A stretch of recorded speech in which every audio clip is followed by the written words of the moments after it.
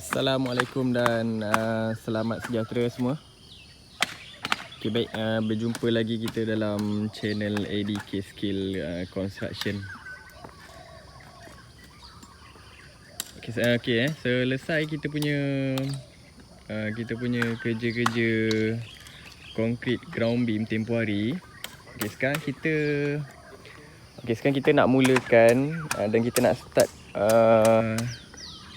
buat penyediaan tapak untuk kerja-kerja konkrit kita punya lantai slab ni, slab lantai kita ni.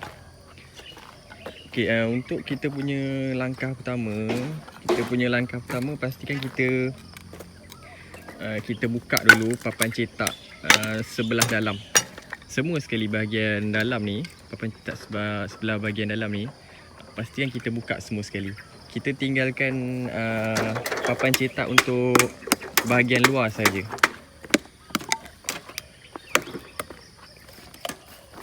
Jadi kita boleh buka dulu lah. Buka dulu ni, kunci-kunci dia ni, kayu 21 kunci atas ni semua clear kan lah.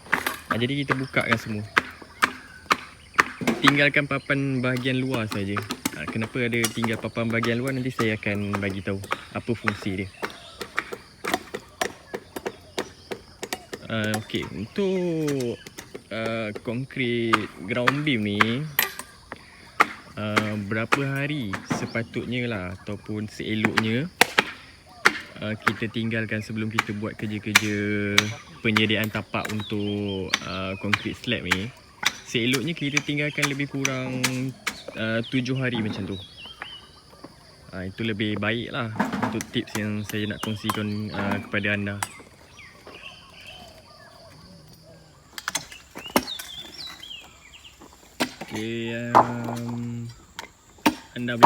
Anda boleh nampak tim kita tengah buat kerja untuk buka papan sekarang ni. Untuk kerja buka papan ni, seeloknya kita buka dia dengan keadaan cermat sikit lah. Sebab apa? Bila kita buka dia dalam keadaan cermat, papan tu kita boleh guna lagi untuk next project ke ataupun nak buat tempat lain ke, kita boleh pakai lagi. Tapi kalau kita buka kasar-kasar, papan tu pun pecah pun papan pecah, jadi kita dah tak boleh pakai. Tapi tak adalah kata semua papan tu kita boleh pakai. Ada jugalah papan yang bila kita buka tu dia akan pecah sendiri.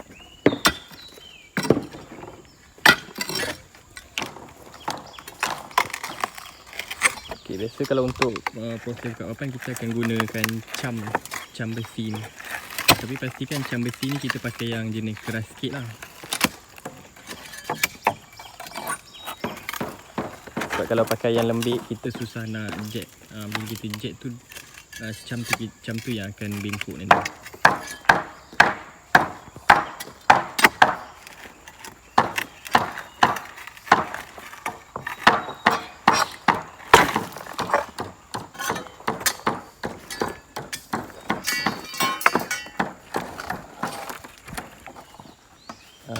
Selesai kita punya proses buka papan, buka kayu untuk bahagian dalam.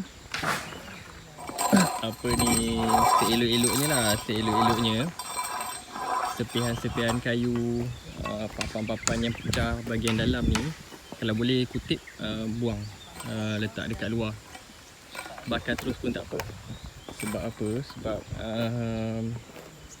kayu papan tu salah satu punca anai-anai lah. Jadi seeloknya diletakkan di luar lah. Kalau boleh terus bakar pun lagi bagus. Jadi tak ada satu cebisan kayu lah dekat dalam kita punya tapak ni. Sebab nanti kita nak masuk tanah, jadi bila tanah dah tutup tu, kayu tu masih ada dalam, tu yang jadi punca anai-anai tu.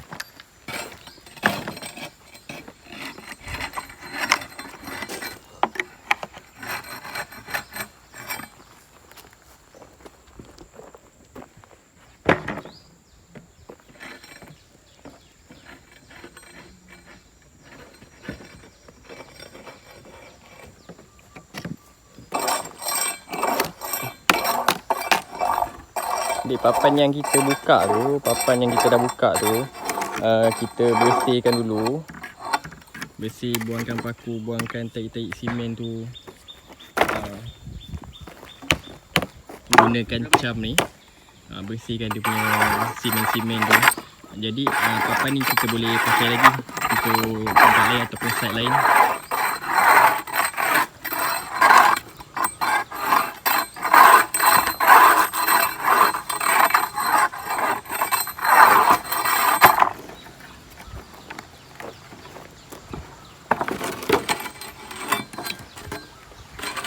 Jadi lepas tu papan yang kita dah bersihkan tu, kita kumpul satu tempat lah. Kalau boleh bawah pokok, bawah stor, bawah bumbung lah, beratap lah, ataupun tempat yang redup, untuk elakkan papan kita tu bengkok kalau kena matahari berterusan ni.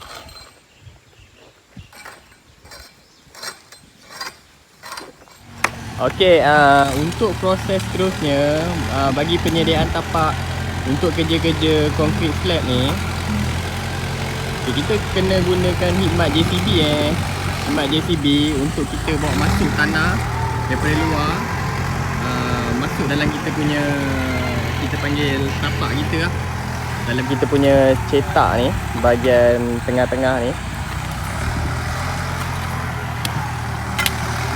Untuk proses penyediaan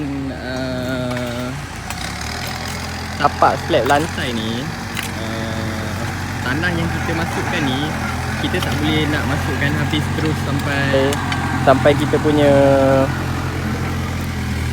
punya beam ni. Okey, untuk tanah ni yang kita masukkan ni, kita perlu turun sikit drop sikit daripada kita punya beam ni, lebih kurang 2 ke 3 inci lah, untuk tanah. Jadi tanah, label tanah lebih kurang sampai sini, agak-agak je lah. Untuk buat kerja tanah ni, kita buat kerja agak-agak lah, lebih kurang saja. Jadi atas pada tanah ni nanti baru kita akan tambak dengan kasaran pula. Tapi sebelum kita masukkan kasaran nanti, kita kena compact dulu tanah ni. Kita kena compact, buat kerja untuk proses pemampatan tanah ni dulu. Tapi kena ingat untuk proses tanah ni, jangan sekali tambak tanah ni sampai kita punya beam atas ni. Kalau boleh turun sikit lah, 3 ke 4 inci ke, sebab nanti kita akan tambak dengan kasaran pula, semua sekali. Cumanya untuk bahagian bilik air, biasanya saya tak akan masukkan tanah dulu. Contoh ni bahagian bilik air, saya tak akan masukkan. Ni bahagian bilik air, itu pun bahagian bilik air, saya tak akan masukkan tanah. Saya akan biarkan kosong dulu, sebab untuk mudahan kerja-kerja saluran pipe dijalankan nanti. Jadi untuk bahagian lain tu masukkan tanah.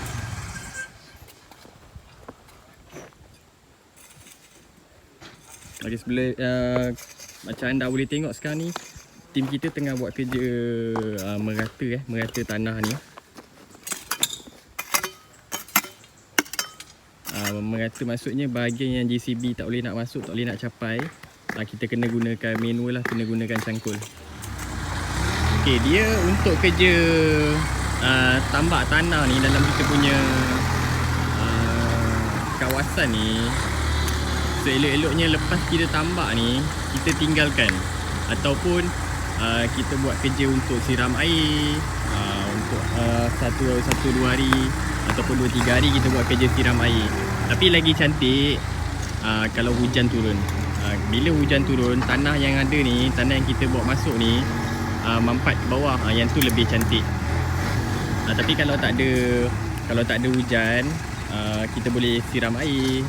Maknanya sebelah pagi siram air, tengah hari, petang kita boleh buat kerja siram air. Okey, untuk site ni saya buat masuk tanah dulu. Saya buat kerja masukkan tanah dulu. Kemungkinan saya akan tinggal site ni lebih kurang dalam 1 minggu lah. Dengan harapan dalam tempoh 1 minggu tu hujan turun. Dapat 1-2 kali hujan turun pun alhamdulillah, kita punya tanah ni dah cukup mampat, insyaAllah.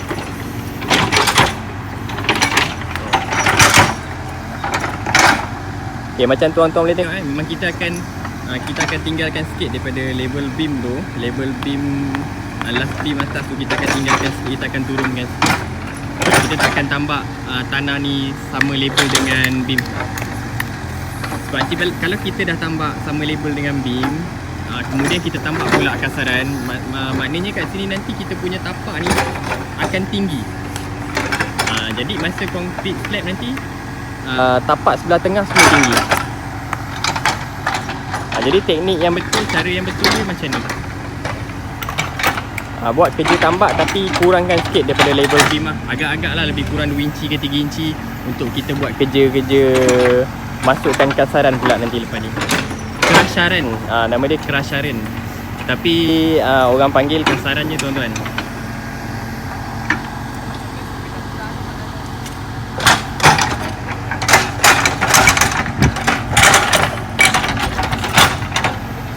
Okay, untuk penggunaan tanah pula, penggunaan tanah tu kalau ikutkan kita ambil, kita titik beratkan jugalah. Pastikan tanah tu yang tanah yang kita dapat tu tanah yang tak berketul. Seelok-eloknya tanah yang kita guna pakai ni tanah yang jenis perui lah. Tapi ada juga setengah tempat, setengah lebih kurang yang macam saya tengok lah kawan-kawan di area Pantai Timur. Kawan-kawan di area Pantai Timur kebanyakan dia orang gunakan pasir untuk letak dalam kawasan kita punya tapak ni. Sebelum buat kerja concrete slab, dia orang akan letakkan pasir dulu, mampatkan pasir lah. Pun boleh, tak ada masalah. Cuma costing pasir tu agak tinggi. Costing pasir tu agak tinggi tuan-tuan. Mungkin sebelah Pantai Timur dia orang boleh dapatkan harga pasir agak rendah. Sebab saya pun tak pasti. Tapi kebanyakan rakan-rakan saya sebelah sana kebanyakan gunakan pasir tuan-tuan. Tapi kalau macam saya dekat Johor, memang saya akan gunakan tanah 100%. Tapi saya akan pastikan tanah yang saya pakai ni tanah bukan jenis berketul-ketul besar. Maksudnya tanah yang jenis perui lah. Tanah yang hancur lah. Kalau tuan-tuan boleh tengok sini,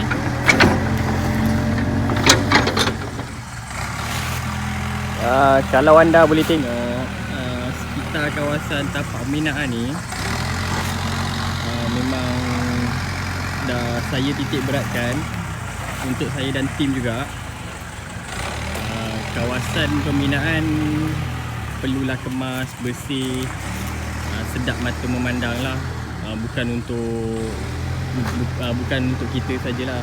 Maksudnya bila ada orang datang tengok site kemas, bersih, jadi dia orang pun minat tengok cara kita kerja. Ni pun antara salah satu poin untuk para kontraktor yang baru nak join dalam bidang ni lah. Pastikan site sentiasa bersih, kemas, sampah-sampah pun tak ada. Kalau ada sampah terus longgokkan satu tempat dan bakar. Itu antara satu tips yang saya selalu amalkan, yang selalu saya titik beratkan pada tim saya. Okey, berbalik pada kita punya tapak penyediaan tapak untuk kerja-kerja concrete slab nanti. Okey, alhamdulillah. Untuk kerja-kerja masuk tanah, level tanah, kita dah hampir siap. Kalau tuan-tuan, puan-puan boleh tengok, untuk kita punya tanah kita akan lagi sekali saya tekankan, lagi sekali saya bagi tahu, kita tak akan masukkan tanah sampai level konkrit kita. Kita akan rendahkan sikit daripada level konkrit kita. Okay, kalau anda boleh tengok semua sekali, semua kawasan sekali, termasuklah dengan anjung. Kalau tuan-tuan boleh tengok, anjung kita takkan letak lebih, kita akan kurangkan 2 inci ke 3 inci dari paras konkrit kita. Lepas tu untuk kawasan bilik air, memang saya takkan letak tanah lah buat masa ni. Maksudnya kat sini untuk bilik air ni biasa saya akan konkrit kemudian. Saya tak akan konkrit sekali dengan slab. Saya akan buat konkrit kemudian lah. Sebab bilik air ni dia akan lagi rendah daripada lantai sebelah dalam. Maksudnya kat sini dia akan lagi rendah. untuk bilik air kita kan. Jadi kalau awak nak boleh tengok atas-atas beam kalau ada tanah ke apa ke, kita bersihkan terus.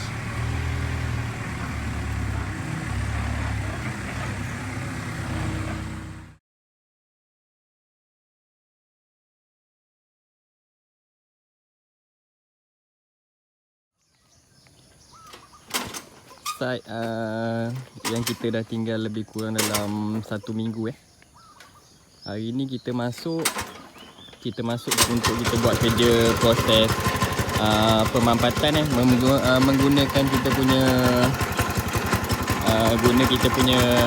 compact untuk proses pemampatan bahagian tanah.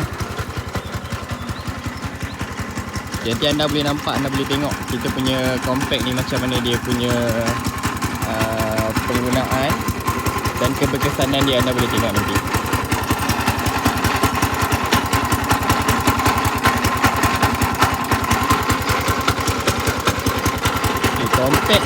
Compact ni kalau kita nak beli memang mahal.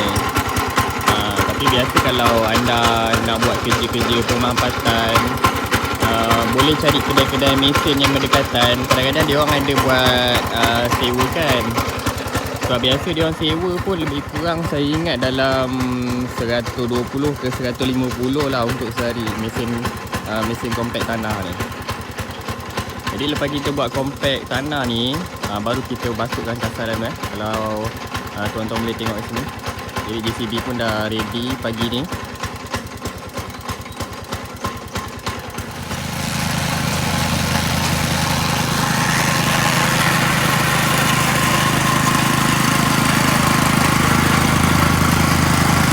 Sekarang kita tengah buat kerja-kerja pemampatan tanah dalam masa yang sama. JCB dah masukkan kita punya kasaran sekali lah. Sebab tu sebelum ni saya suruh anda kalau untuk proses masukkan tanah tu kurangkan sikit daripada beam. Jadi masa masuk kasaran, kita punya kasaran ni sama label dah dengan beam. Jadi masa kita compare nanti dia akan ngam-ngam kita punya label beam lah. Tu fungsi dia bila saya suruh anda masukkan tanah tu kurang sikit daripada beam. Tapi minta maaf audio agak kurang jelas sikit sebab bunyi compare dengan JCB agak kuat sikit kat sini. Sekarang kita dah masukkan 1, 2, 3, 4, 5 petak, 6 petak untuk kasaran. Dalam masa yang sama kerja-kerja compact tanah pun dijalankan Jadi compact tanah last kotak dia manfaatkan. Nanti dia akan terus repeat masuk untuk manfaatkan kita punya kasaran pula. Jadi macam ni tuan-tuan dia punya view dia. Dia punya rupa bila kita dah siap masuk tanah, dah compact, dah masuk kasaran. Macam ni lah view dia. Jadi nanti kita akan compact lagi sekali ni untuk kasaran pula.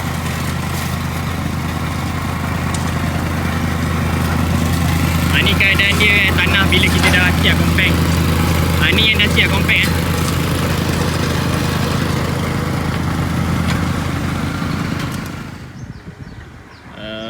setakat ni untuk kita punya proses penyediaan tapak bagi kerja-kerja konkrit slab. Boleh dikatakan 80% dah siap. Sebab kita dah buat proses tadi kita dah buat proses memanfaatkan tanah guna kita punya compact. Lepas tu kita dah masukkan kasaran dah sekarang ni. Untuk semua petak-petak ni kita dah siap masukkan kasaran, tinggal kita buat kerja compact je lah. Jadi berapa banyak kuantiti kasaran yang kita guna pakai. Okay, untuk keluasan rumah yang macam ni lebih kurang 1500 square feet. 1500 square feet, ketebalan kasaran dalam lebih kurang 4 inci setengah macam tu. Saya gunakan satu lori 6 tayar. Satu lori besar tapi yang 6 tayar punya, ni je lebihan dia.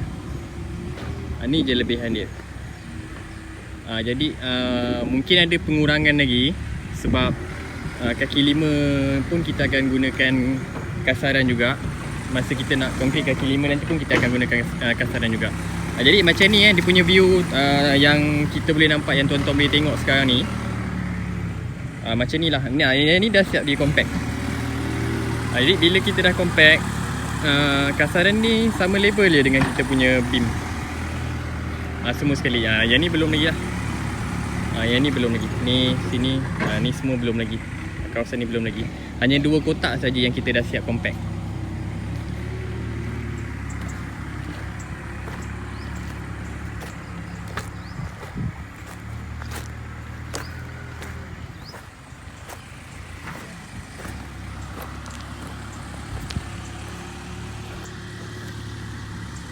Jadi biasa untuk penyediaan tapak ni biasanya untuk manpower saya akan gunakan dalam, masih sama lagi sebelum ni, 3 orang termasuk saya, 4 orang lagi lah. Setakat ni untuk penyediaan tapak saja, tak termasuk ground beam.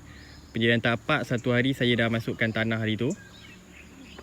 Lepas tu hari ni saya buat kerja kasaran dengan kerja compact 2 hari. Besok saya akan buat kerja-kerja masuk BRC, pasang tahu.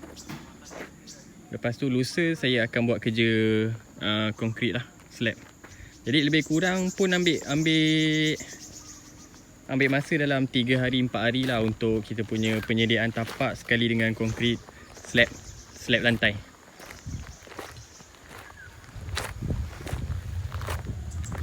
Ini bahagian anjung kalau kita boleh nampak ni bahagian anjung. Ni sampai sana, ni bahagian anjung. Rumah ni dia lebih pada memanjang.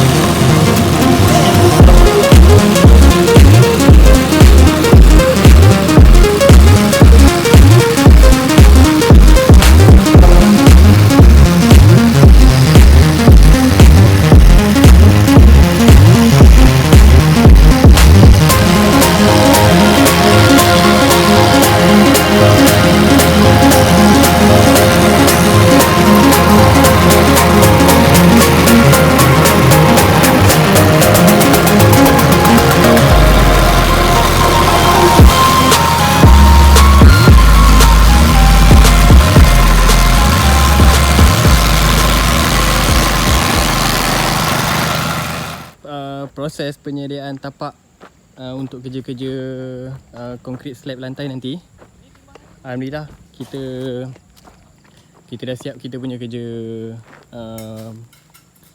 masuk kasaran, kita compact dah kasaran. Jadi papan sebelah luar pun semua kita dah kepung. Jadi kalau anda boleh tengok macam ni lah dia punya rupa, dia punya gaya. Dan dia punya keadaan sebelum kerja-kerja konkrit dijalankan. Jadi anjung kena pastikan anjung dengan rumah sebelah dalam ada step, ada drop sikit, ada turun dan naik. Tapi tak perlu buat banyak lah. Tapi bergantung jugalah, ada yang jenis buat step tangga. Tapi kalau untuk yang ni, untuk side kali ni, kita buat hanya lebih kurang tinggi 6 inci macam tu.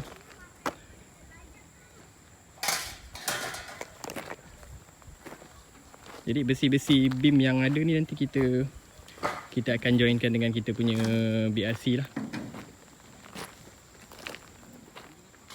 Okay, jadi untuk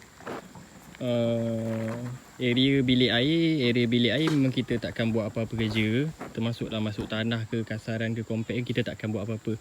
Kecuali kita pasangkan papan untuk keliling untuk dia punya beam balik nanti. Jadi masa konkrit lantai tu kita akan masukkan sekali dekat celah-celah beam kepungan papan ni. Itu saja untuk bilik air. Lain-lain tak ada masalah lah untuk kerja-kerja penyediaan tapak kali ni. Untuk proses penyediaan tapak, lepas kita dah siapkan kita punya kerja-kerja kasaran, masuk kasaran, dan kita dah siap compact. Okay, peringkat seterusnya kita kena letakkan plastik. Plastik ni kita kena alaskan plastik sebelum kita letak kita punya BRC. Okay, plastik ni nama dia plastik membrane. Plastik membrane ataupun dia orang panggil PE sheet. PE sheet SHEET. Okay, dia punya saiz ni, saiz plastik ni 6 kaki kali lebih kurang dalam 40 kaki macam tu. Okay, tapi dia ada 2 layer kat sini. Kalau anda boleh tengok, dia ada 2 layer kat sini. Jadinya kat sini dia boleh buka. Kalau ni 6 kaki, dia punya lebar dia 6 kaki, kita boleh kembangkan kepada 12 kaki lah. 12 kaki kali dengan 40 kaki. Okay, plastik ni pakai selapis pun okey, pakai 2 lapis pun tak ada masalah. Lagi tebal lagi bagus lah. Okay.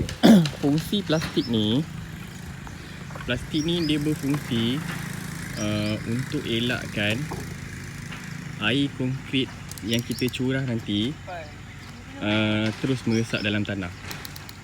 Jadi dekat sini, konkrit yang kita akan curahkan pada plastik ni, air dia takkan turun pada bawah tanah lah. Jadi kita punya konkrit tu lebih kuat, lebih berkualiti lah, sebab air simen tu masih kekal dalam kita punya konkrit tu. Inilah fungsi plastik ni. Perlu letak tuan-tuan, plastik ni wajib. Harga dia pula, satu gulung ni dalam 60 ke 70 ringgit macam tu satu gulung. Lebih kurang lah. Jadi sekarang tim kita tengah buat kerja pemasangan plastik ni. Kita letak je, lepas tu kita boleh potong macam biasa. Sekarang kita tengah buat kerja untuk pemasangan BRC kita. Setakat ni dah 90% kerja-kerja pemasangan BRC dah siap. Tinggal ni sikit, yang sikit ni kita akan potong.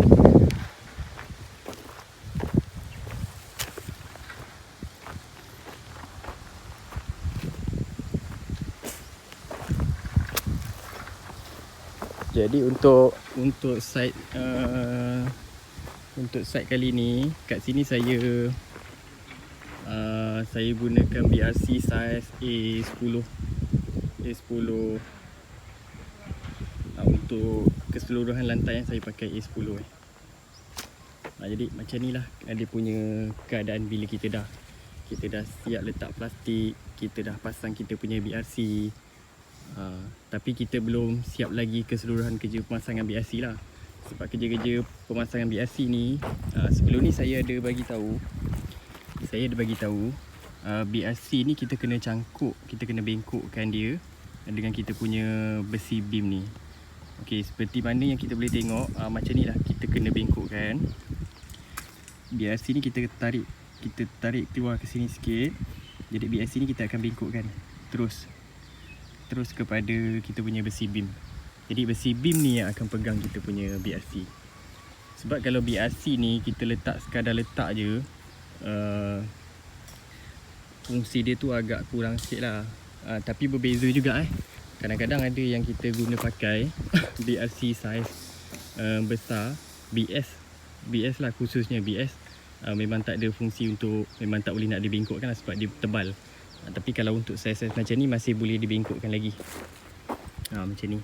Jadi kita bengkokkan, dia dah pegang dekat sini BS sini dah pegang besi beam kita. Sebab tu masa konkrit beam hari tu kita tak boleh konkrit ataupun kita tak boleh tutup kita punya besi beam tu sepenuhnya.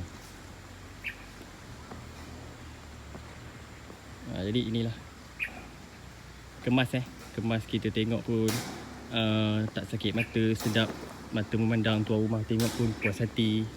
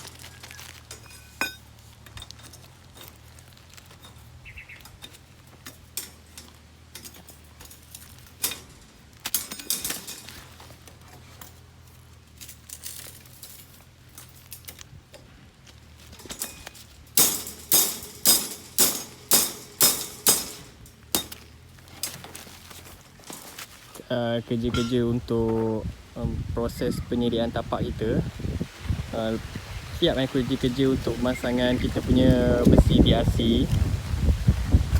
Okey, lepas kita letak kita punya BRC, pastikan kita cangkuk kita punya BRC macam ni, selang seli Okey, sini kita bengkokkan, sini tak.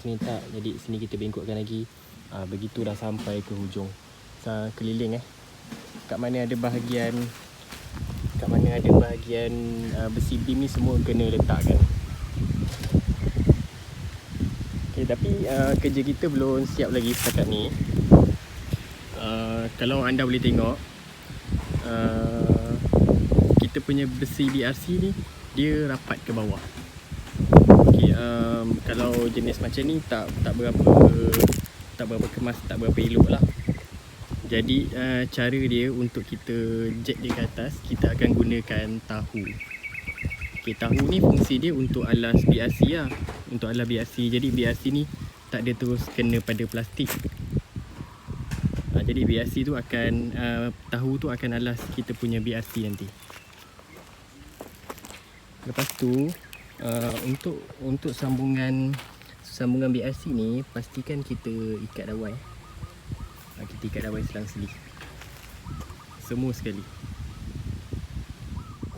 Alhamdulillah, proses penyediaan tapak untuk kerja-kerja konkrit flat lantai kita pun dah siap 100%. Okey, jadi kita akan jalankan proses untuk kerja-kerja konkrit lantai lah. Jadi kalau tuan-tuan boleh tengok kat sini, tadi saya ada cakap penggunaan tahu untuk BRC. Okay, ni dia tahu tuan-tuan. Okay, tahu ni tak payah kita belilah, kita boleh buat sendiri. Tapi barang-barang dia tu memang kena belilah tuan-tuan. Contoh dia pasir dengan simen lah yang penggunaan dia, untuk bancuan simen bagi proses pembuatan tahu ni. Jadi tahu ni saya buat ketebalan dia 2 inci. Lepas tu baru kita letak BRC. Jadi atas pada BRC kita akan konkrit lagi 2 inci. Jadi total untuk konkrit lantai site kita kali ni lebih kurang dalam 4 inci tuan-tuan. Jadi alhamdulillah siap sepenuhnya kita punya proses penyediaan tapak bagi kerja-kerja konkrit slab nanti.